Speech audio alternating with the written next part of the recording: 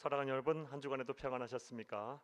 오늘은 제7과 로마서 강의 11번째 시간, 자신의 죄를 정당화하려는 사람들이라는 제목으로 함께 은혜를 나누겠습니다. 여러분 가지고 계시는 구역본과 40페이지를 펴시고 함께 읽어가면서 은혜를 나누겠습니다. 나눌 말씀은 로마서 3장 1절에서 8절 말씀이고 외울 말씀은 로마서 3장 4절 말씀입니다. 함께 읽겠습니다.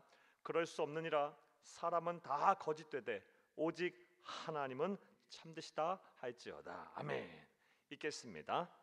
하나님께서는 사도 바울을 통해 수많은 민족과 열방 가운데 하나님의 사랑과 선택을 받아 놀라운 특권과 은혜를 받았던 유대인들도 모두 예외 없이 하나님의 진노 아래에 있는 죄인임을 분명하게 지적하였습니다. 그리고 항변하는 유대인들을 향해 그들의 종교적인 위선과 종교적 형식주의를 적나라하게 꼬집어 드러내었습니다.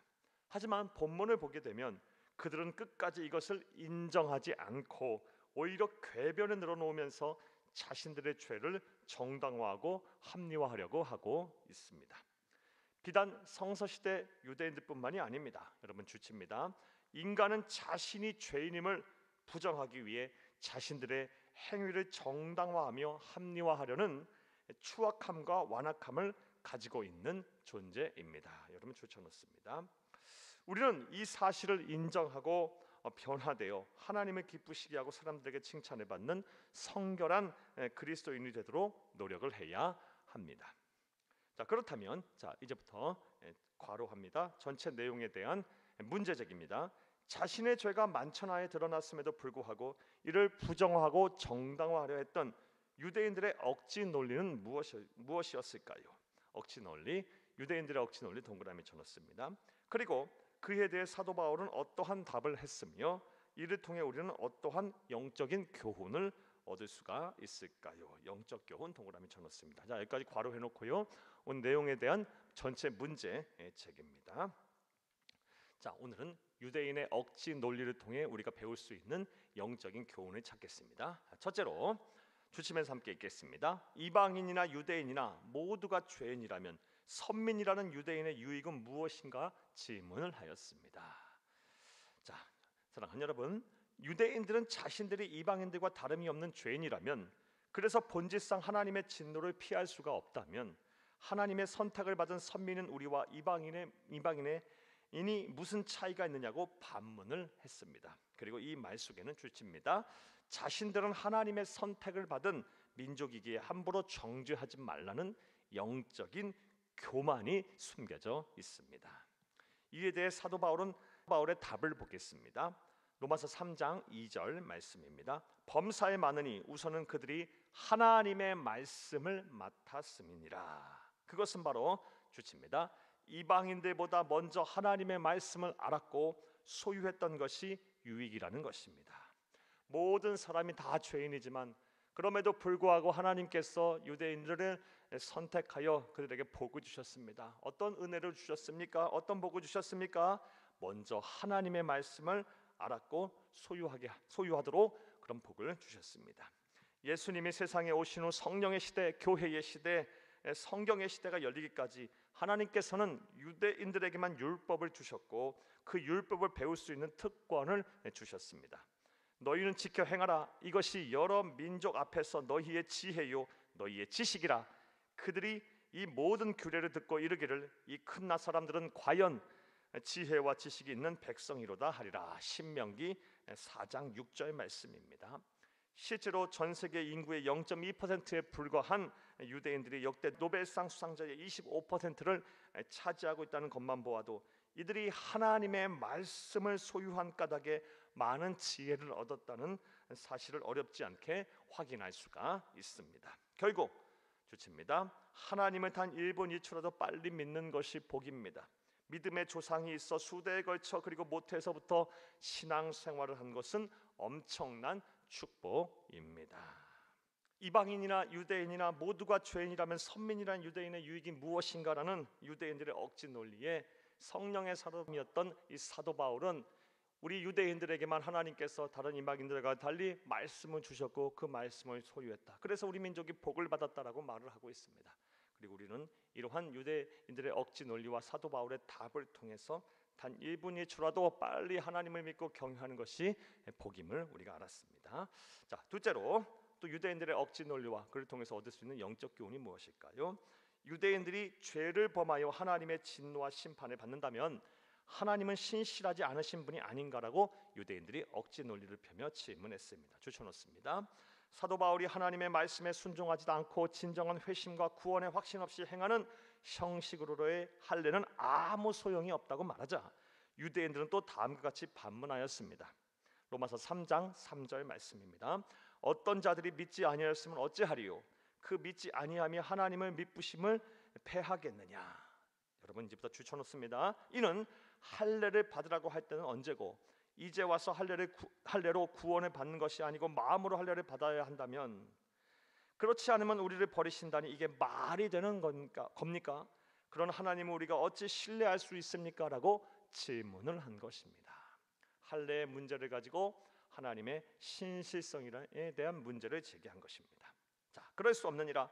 사람은 다 거짓되되 오직 하나님은 참되시다 할지어다. 기록된 바 주께서 주의 말씀에 의롭다 하심을 얻으시고 판단하실 때에 이기려 하심이라 함과 같으니라. 로마서 3장 4절 말씀입니다.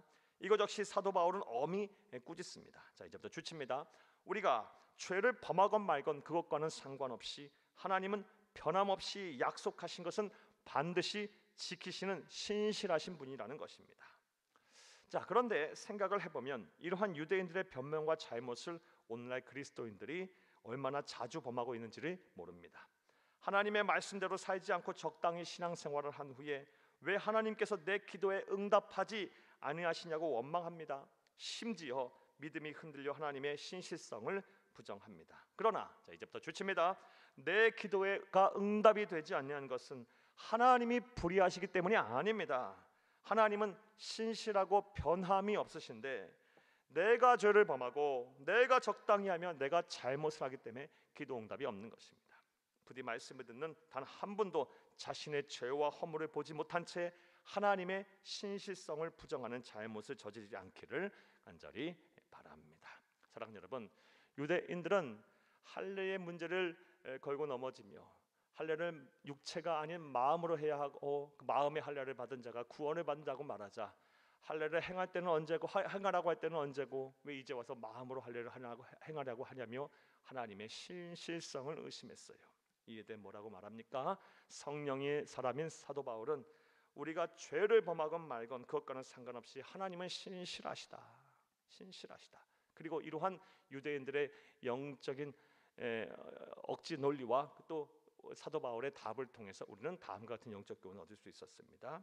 사랑하는 여러분, 우리가 우리의 기도가 응답이 되지 않고 우리가 하나님 앞에 복을 약속하신 복을 받지 못하는 이유는 하나님이 불의해서가 아니다. 하나님은 항상 신실하시다. 다만 우리가 죄를 범하고 하나님의 뜻대로 살지 아니하고 하나님의 말씀에 불순종한 결과 하나님은 신실하시지만 그 신실하신 하나님이 주시는 복을 못 받는 것이다라는 것입니다. 바로 알고 바로 믿고 바로 전하는 여러분 되기를 간절히 바랍니다. 자, 셋째로 또 유대인들의 억지 논리 그리고 그에 대한 사도 바울의 답을 통해서 우리가 배울 수 있는 영적인 교훈이 무엇일까요?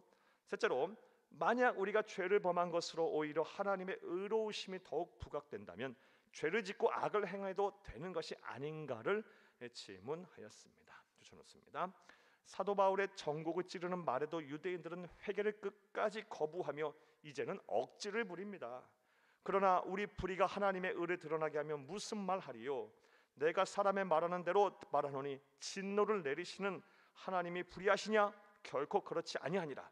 만일 그리하면 하나님께서 어찌 세상을 심판하시리요? 그러나 나의 거짓말로 하나님의 참되심이 더 풍성하여 그의 영광이 되었다면 어찌 내가 죄인처럼 심판을 받으리요? 또한 그러한 선을 이루기 위해 악을 행하자 하지 않겠느냐?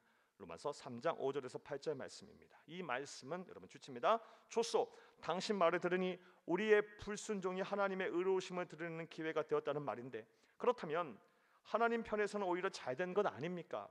우리가 죄를 범하면 하나님의 의로우심이 더욱 부각되었으니 우리에게 공로상이라도 주어야 하는 것 아닙니까? 우리를 죄인이라고 정죄하지 마시오라고 주장한 것입니다. 까지 주쳐놓습니다. 세상에 이런 억지 논리, 무논리가 어디 있습니까? 궤변이 어디 있습니까?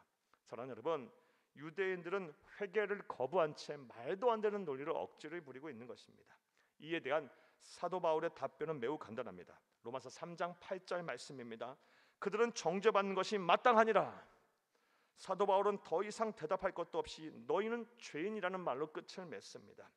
사랑하는 여러분, 자신의 죄를 정당화하기 위해 악착같이 궤변을 늘어놓는 유대인들은 더 이상 말로 설득할 수 있는 상태가 아니었기 때문입니다. 사랑하는 여러분, 안타깝게도 그런데 오늘날 이것이 우리들의 모습이기도 합니다. 죄를 범하고 나서 그 죄를 인정하려고 하지 않습니다. 말도 안 되는 억지 논리를 펴면서 끝까지 참여하지 않습니다. 그러다 결국 하나님의 진노와 심판 아래 있게 됩니다. 여러분들은 어떠십니까? 사랑하는 여러분, 오늘 우리에게 주시는 이 영적인 교훈을 바로 알기를 간절히 바랍니다. 자, 사랑하는 여러분, 성서시대 유대인들의 궤변을 보며 같은 오류를 범하지 않겠다고 다짐하지만 우리 역시 세상을 살다 보면 나약함과 우매함으로 인해 어쩔 수 없이 종교적 위선도 행하고 종교적 형식주의도 빠질 수 있습니다. 어쩔 수가 없습니다. 우리 인간은 육체적, 물리적, 정신적으로 분명한 한계가 있는 존재입니다. 따라서 같은 죄를 반복해질 수 있습니다. 우리 또한 유대인들처럼 종교적 위선, 종교적 형식주의에 빠질 수 있습니다. 그리할 때 주칩니다.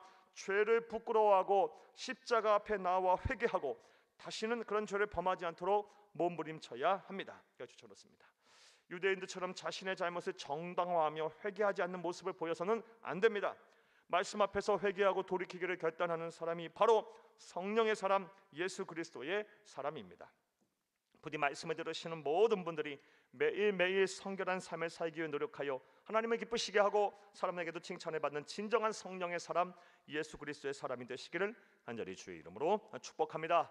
할렐루야. 말씀과의 만남 보겠습니다. 1번, 유대인의 선민으로서의 유익이 무엇이냐는 물음에 대한 사도 바울의 대답은 무엇이었나요? 먼저 수많은 민족과 열방 가운데 하나님의 말씀을 맡았고 하나님의 말씀을 소유했고 알지 않았느냐? 그래 그 말씀대로 살아서 복을 받지 않았느냐라고 답을 하고 있습니다. 2번, 신실하신 하나님께서 우리의 기도에 응답하지 않는 것은 무엇 때문일까요? 하나님께서 불의하셔서가 아닙니다.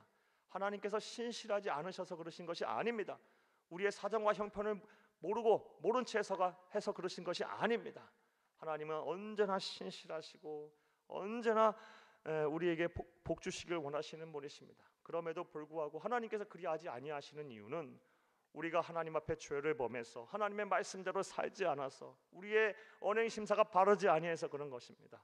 사랑하는 여러분, 우리의 불의를 두고 하나님이 신실하지 아니하더라고 하나님을 원망하거나 불순종의 죄를 짓지 않는, 불신앙의 죄를 짓지 아니하는 성도들이 되기를 간절히 바랍니다. 3번 보겠습니다.